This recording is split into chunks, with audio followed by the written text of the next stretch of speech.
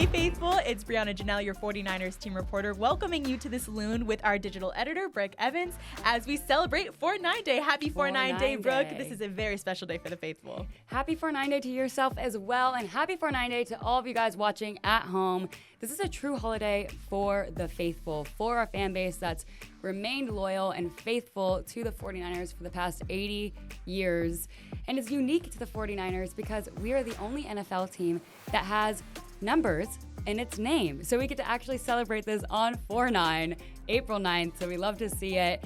And this year it's extra special because we are celebrating our 80th anniversary, showcasing all of our fans from Kezar to Candlestick Park to now Levi's Stadium. Super, super excited to bring you guys more of that coverage and more of that history as the season rolls along. But today is the special day. Treat it kind of like a birthday, except everyone gets a gift. And speaking on gifts, we have a gift to give to you guys today, our new app. That's right, Faithful. Now, if you're not familiar with 4-9 Day because you celebrate it every day, and every day is a Niner holiday for you, this one is just recognizing the Faithful, the community, the fans who support the organization, and it celebrates the history of the 49ers. And this one, again, is special because we're debuting the team's 80th anniversary campaign. You can check it out across all of the 49ers digital platforms. And I'm going to give you a little guide on how to celebrate 4-9 Day. So number one, wear your red and gold. Super important to sport it, especially on 4-9 Day. Yep. Also, we want you to share your favorite 49ers memories. So go to social media, go to all the platforms, use hashtag FTTB, Faithful to the Bay, and share your favorite stories of celebrating this team in the 80 years that we've been on your TV screens. And finally, tune in. This is a great time to promote the 49ers brand new app powered by PwC. This one is super cool because you guys are pretty familiar with the 49ers app that you've had downloaded on your phone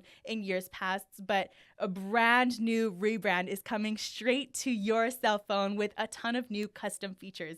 For example, there's going to be a customized fan profile where you get to see all your stats from being a fan of the 49ers throughout your lifetime, or if you're a new fan, you get to start building those stats in the customized fan profile. There's also going to be a tailored For You page. So similar to how you scroll on Instagram, X, TikTok, we're going to have a customized For You page for the 49ers app. So as you scroll through the app, everything will be tailored to your favorite 49ers news, needs, everything that's happening here at the organization.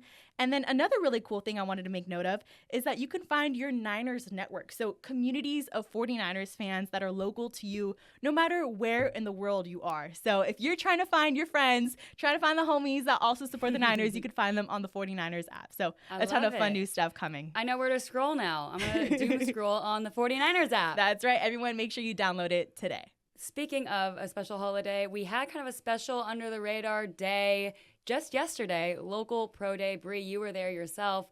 Tell me what you saw there. Yeah, so pretty much the 49ers hosted Local Pro Day. It's an annual event that happens every year leading up to the draft, and this happened on Wednesday. The team welcomed a group of NFL hopefuls who either grew up in the Bay Area or played college football in the Bay Area or in and around the Bay Area, another Northern California folk or people who are out east. So players run through drills with 49ers coaching staff and get some time with the executives just a few weeks before this year's draft. And for the media in attendance, this was also their first time seeing a few new coaches who are on the coaching staff in action. Yeah. So notably defensive coordinator Raheem Morris, assistant head coach of the defense Matt Eberflus, and a ton more. So here's a full list of participants in case you missed it.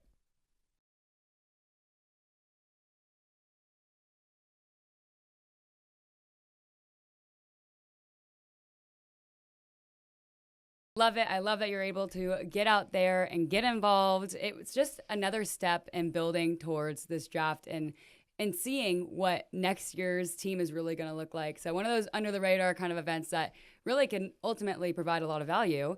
But speaking on the offseason, it's not just about draft. We have a lot of other key dates coming up. So our first day back will be April 20th. We'll see the players all back here for strength and conditioning stuff.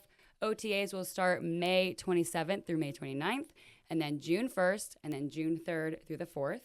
And then mandatory minicamp will also be in June the 9th through the 10th.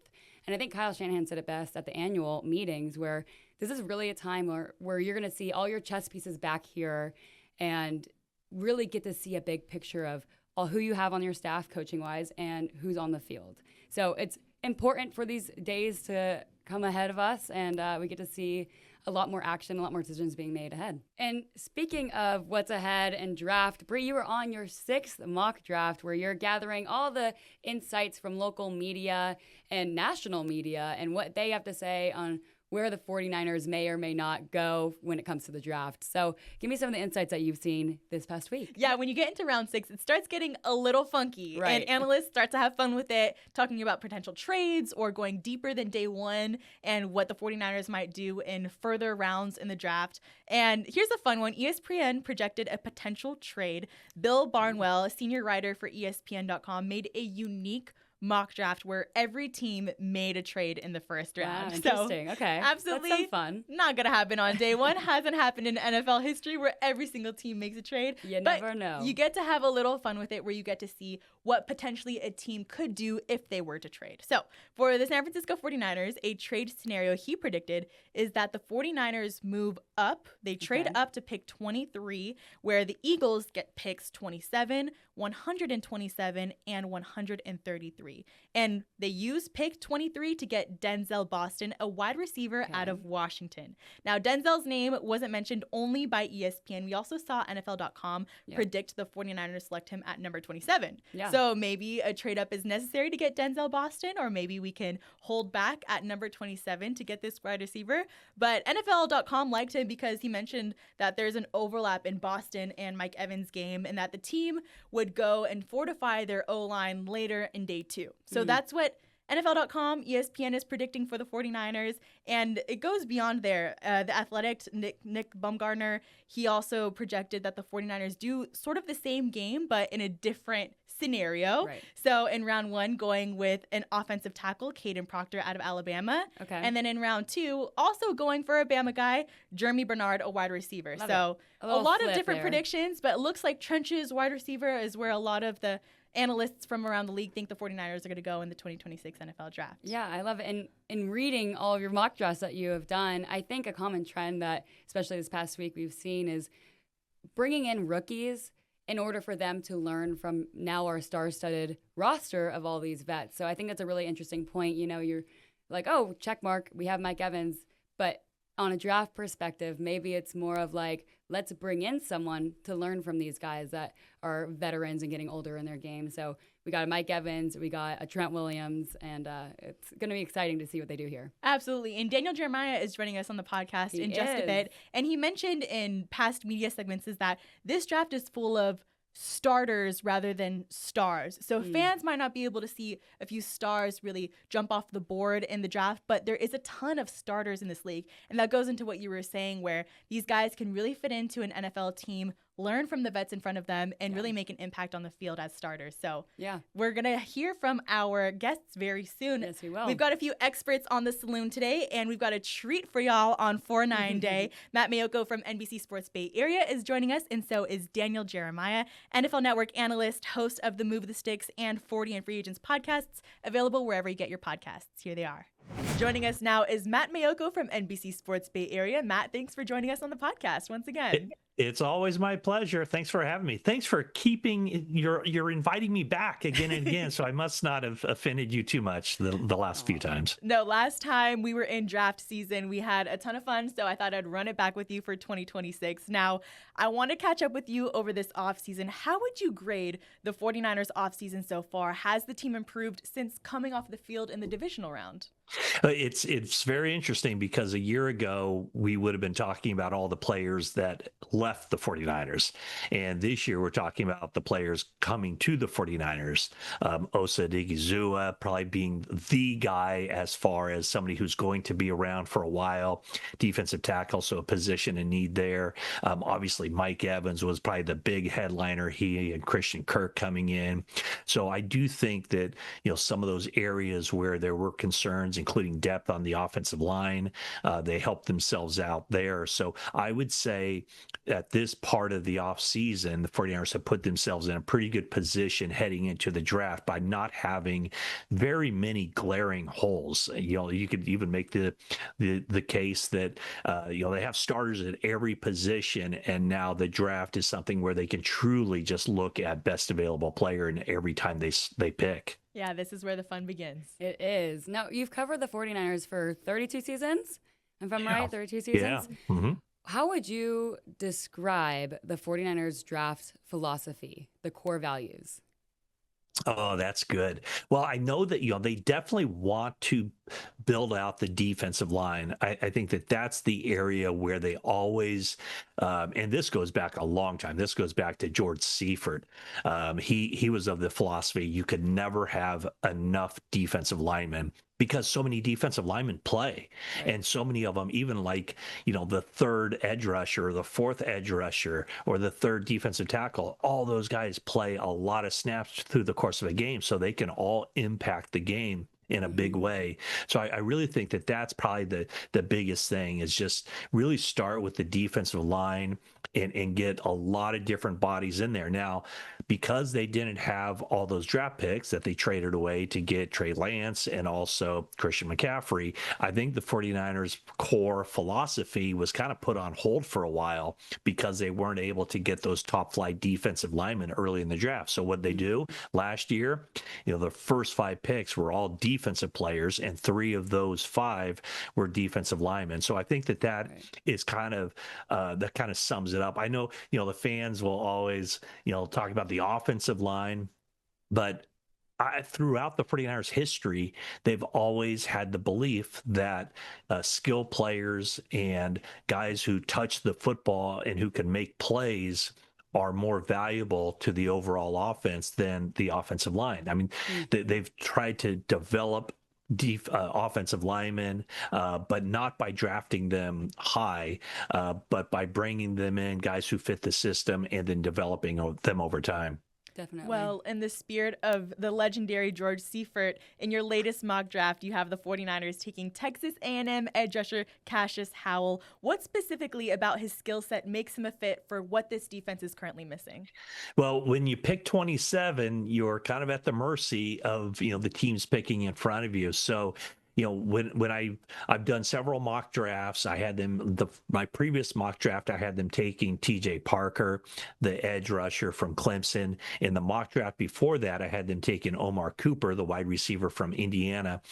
John Lynch sent out a signal, and, I mentioned they've already signed Mike Evans and Christian Kirk, but John Lynch was asked last week at the NFL annual meeting about selecting a wide receiver high in this draft. And he kind of, he said, well, I don't know about high, but, that's a position they're looking at. So I kind of feel like unless there's somebody there that they just absolutely love, they're not going to take a wide receiver at 27. But edge rusher is an area where, they definitely need help. I think that was a weakness of the team last year.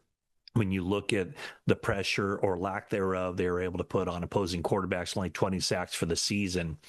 What Cassius Howell brings to the mix is he's a really good pass rusher. Now, he's a little bit undersized, so he might have a difficult time early in his career playing defensive end, setting the edge against the run for all 3 downs. But the 49ers don't need that. They need somebody who can generate pressure on the quarterback. So, they don't need to just, if they take a defensive lineman in the first round at number 27, they don't need that guy to be a starter, but they do need him out there on those money downs. Those money downs are third down, third and long passing situations. And I mean, just think about Nick Bosa on one end. We're assuming he's going to be healthy. His rehab apparently is coming along good. And then if you have Mykel Williams, a healthy Mykel Williams inside, along with Osa Odighizuwa inside, and then you have another edge rusher opposite of Bosa, the 49ers defense would be mightily improved just from the get-go. Yeah, definitely a strong front you got there, just listing off those names. But let's do some predictions come draft day. What would need to happen for a potential trade for the 49ers to either move up or down come draft day? I think where they are with a first round pick, a second round pick at Yep. 57, and then the fourth round picks, I think it would be better for the 49ers to move back. So here's a scenario for you. Let's hear it. 26 picks come and go. The 49ers have about 5 guys that they would love to take at 27 that they'd be happy with. Let's say maybe there's a safety there they really like. Maybe there's 2 defensive ends that they really like. And maybe there's an offensive guard who could slot in at left guard. Maybe they like all those guys kind of equally. And then the phone rings and it's a team. It's maybe even a team in their division. What if it's the Arizona Cardinals who say, hey, we want to trade with you. We want to move up, and then the 49ers would get, what would that be, like the second pick of the second round or third pick of the second round, wherever Arizona picks. And so that would be a scenario where Arizona doesn't have their quarterback long term, but Ty Simpson from Alabama is somebody that looks like he would fit with what Mike LaFleur wants to do as head coach of the Cardinals. So that might be an opportunity where I know teams generally don't like to trade within their division, but that's something where it could help out both teams. The Cardinals move up to get the quarterback they want. The 49ers move back, still get a player high on their draft board while also picking up maybe another second day pick. So that would be a scenario where the 49ers go into this draft with 6 picks and maybe they end up with 7 or 8. Yeah. Interesting. It's fun to do some of those I like projections as we work our way up to day 1 of the NFL draft. Now, we know the history last year with Robert Saleh coming in, and he got a lot of the lion's share of picking a ton of defensive guys. But now there's a new face in that draft room with defensive coordinator Raheem Morris. With the 49ers scheduled to make only 6 picks this year, could this be another defensive-heavy draft? If not, what are some other positions the 49ers should be keying in on? Yeah, I don't think it'll be to the extent that it was last year. I mean, I still think if you look at the offensive side, they need an offensive lineman. They need a wide receiver. They might need a tight end as well. So there's those 3 picks right there where the 49ers could use offensive players. And then defense, like I said, you can never go wrong really by drafting defensive linemen. I think safety is another position. So, how about that? How would that be for a draft? Defensively, they take a defensive end, a defensive tackle, and a safety. And on the offensive side, you take a wide receiver, left guard, and a tight end, and boom. Yeah. There Speaking you go. for the faithful. There we go. Love it. We just hammered out 6 draft picks for the 49ers. There you go, You're John. ready to go. Now, we've seen a lot of mock drafts come and go throughout the past few weeks.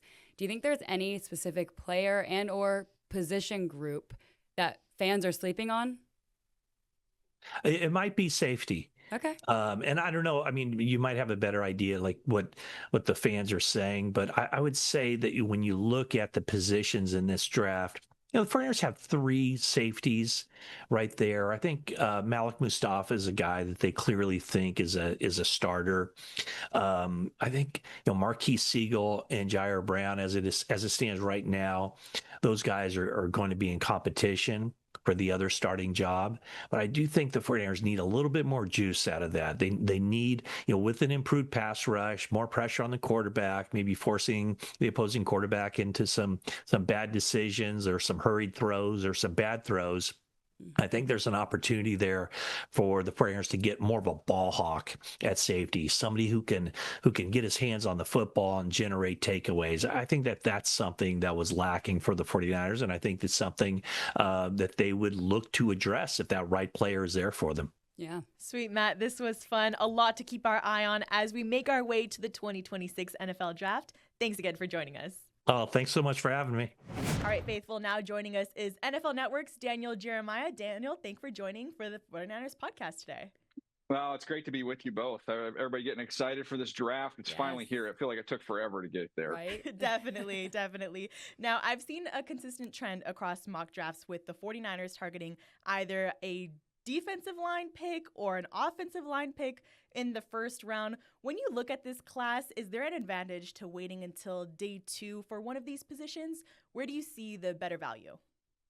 Well, I think there's more depth with the edge rushers. I could make a case that I think the edge rusher maybe is a bigger need than the offensive line right now for the Niners. But if you were going to just prioritize of how do we put the best package of players together, you can make a case, okay, well, let's get the offensive lineman, particularly an offensive tackle, if he's there, knowing that there's going to be more edge rushers that we can get later on. I have a feeling, though, there's going to be a higher rated edge rusher when they're on the clock than there might be at the offensive tackle position. So it's a little interesting dance that they've got to do there of which one of those they'd like to take first, if those are the two positions they target.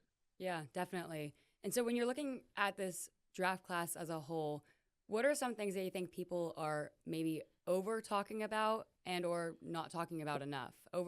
Overrated traits and underrated traits.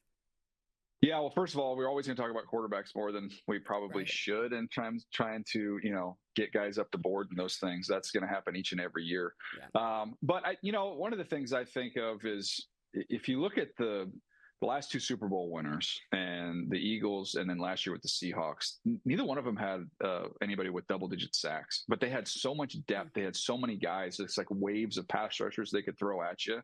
So I think sometimes people might even look at a depth chart and then, hey, we just took one. We're good. We don't need any more. Like, you always need more. Right. You cannot have enough guys up front that can rush the passer specifically. So continue to add to that, I think, is important no matter where your roster's at. Continue to just keep adding pieces in there.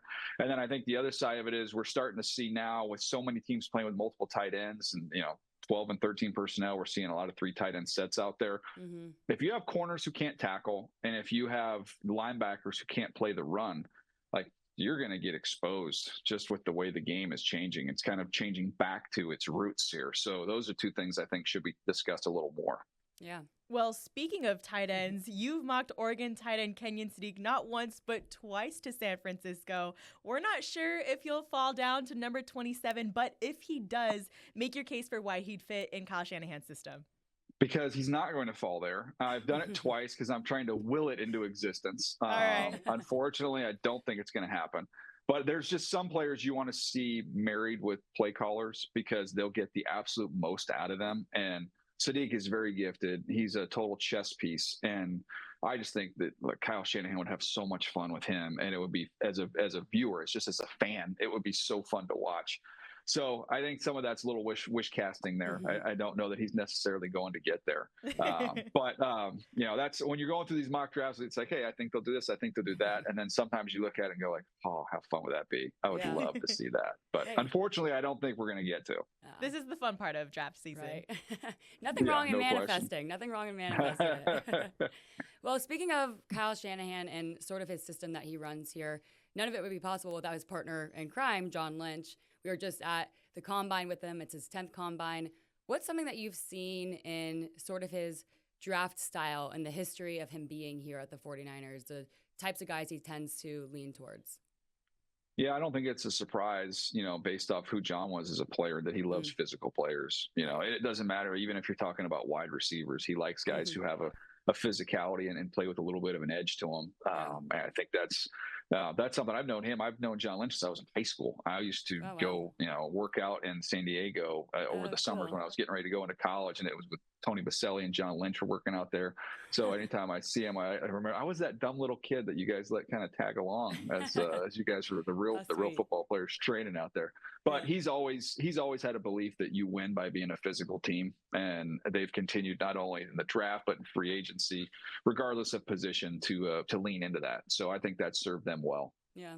That's cool. Yeah. Now, so if we stick at number 27, who are a few players that you think make sense for the 49ers based on their current roster? Yeah, you could go in a couple different directions. I think when you start looking at the edge rushers that could be there, people are going to talk about, Akeem Mesidor could end up sliding down in there. He's someone I think could actually kick inside and rush inside on third downs and give him another interior rusher to throw into their mix. Would be kind of a fun fit there.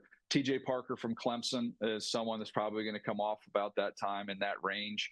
If they were to trade back, if they were to get back into the second round, I love the schematic fit with Malachi Lawrence out of Central Florida. I think he's made to play in this defense and just an all-out attacking front.